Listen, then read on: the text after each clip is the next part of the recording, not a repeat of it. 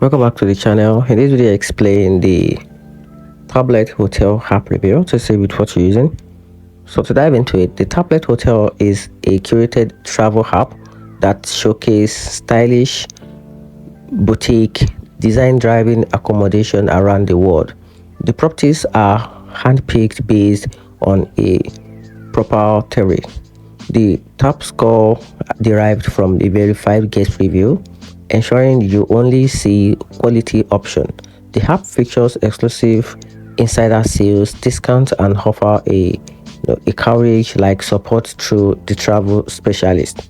That's free to use app with an option tablet plus membership available as a 30 days trial that provides a pick like room upgrade, late checkout, and breakfast, and also a spa benefit.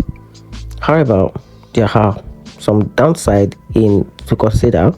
A few user reports that promised pick aren't honored, or the features like favorite booking flexibility could be unreliable.